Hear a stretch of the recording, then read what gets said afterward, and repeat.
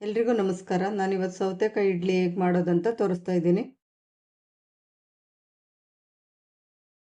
ಈಗ ಒಂದು ಬೌಲಲ್ಲಿ 2 ಕಪ್ ಅಕ್ಕಿ ತರಿ ಹಾಕ್ಕೊಳ್ತೀನಿ. ಅದಕ್ಕೆ ಸ್ವಲ್ಪ ನೀರು ಸೇರಿಸ್ಕೊಂಡು 2 ರಿಂದ 3 ಸರಿ ಚೆನ್ನಾಗಿ ತೊಳೆದಿಟ್ಕೊಳ್ಬೇಕು.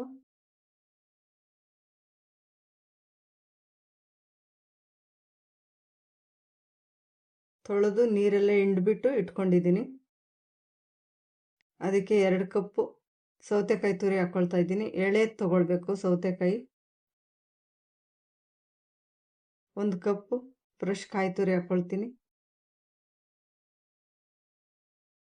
1 ಟೇಬಲ್ ಸ್ಪೂನ್ ಅಷ್ಟು ಕಡಲೆಬೇಳೆ, ಹೆಸರುಬೇಳೆ ನೆನೆಸ್ಬಿಟ್ಟು ಹಾಕ್ಕೊಳ್ತೀನಿ. ಸ್ವಲ್ಪ ಕೊತ್ತಂಬರಿ ಸೊಪ್ಪು, ಕರಿಬೇವು, ಹಸಿಮೆಣಸಿನ್ಕಾಯಿ ಹಾಕ್ಕೊಳ್ಬೇಕು. ತುರಿದಿರೋದು ಅರ್ಧ ಸ್ಪೂನ್ ಶುಂಠಿ ಹಾಕ್ಕೊಳ್ತಾ ಇದ್ದೀನಿ. 1 ಟೇಬಲ್ ಸ್ಪೂನ್ ಮೊಸರು ಸೇರಿಸ್ಕೊಳ್ತಾ ಇದ್ದೀನಿ. ಇಲ್ಲಿ ನಾನು ಅಡುಗೆ ಸೋಡಾ ಏನು ಸೇರಿಸ್ತಾ ಇಲ್ಲ. ನೀರು ಸೇರಿಸ್ಕೊಳ್ದೆ ಆ ಸೌತೆಕಾಯಲ್ಲಿರೋ ನೀರಲ್ಲೇ ಮಿಕ್ಸ್ ಮಾಡ್ಕೊಳ್ಬೇಕು.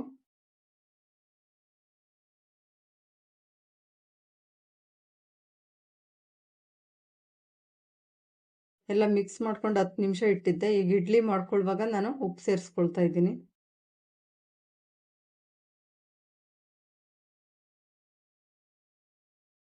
ಎಲ್ಲ ರೆಡಿ ಮಾಡಿಕೊಂಡು ಇಟ್ಕೊಂಡಿದ್ದೀನಿ. ಈಗ ಇಡ್ಲಿ ಮಾಡ್ಕೊಳ್ಳೋಣ.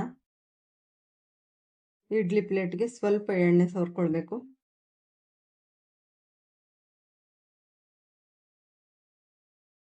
ಇಡ್ಲಿ ಇಟ್ಟು ಸ್ವಲ್ಪನೇ ಹಾಕ್ಕೊಳ್ಬೇಕು. ಇದು ಸ್ವಲ್ಪ ಗಟ್ಟಿಯಾಗಿರುತ್ತೆ. ನಾವೇ ಒಂದು ಶೇಪ್ ಕೊಡಬೇಕು ಇದಕ್ಕೆ.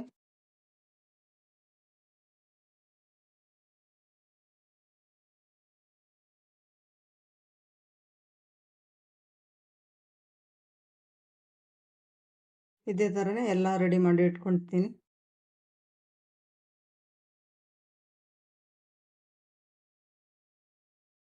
ಇಡ್ಲಿ ಪಾತ್ರೆಯಲ್ಲಿ ನೀರು ಕಾಯೋದಕ್ಕೆ ಇಟ್ಟಿದ್ದೆ.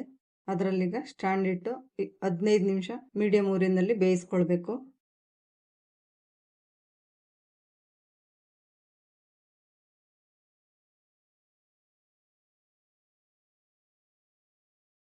ತುಂಬ ರುಚಿಯಾಗಿರುತ್ತೆ. ಸಾಫ್ಟಾಗಿರೋ ಸೌತೆಕಾಯಿ ಇಡ್ಲಿ ರೆಡಿಯಾಗಿದೆ.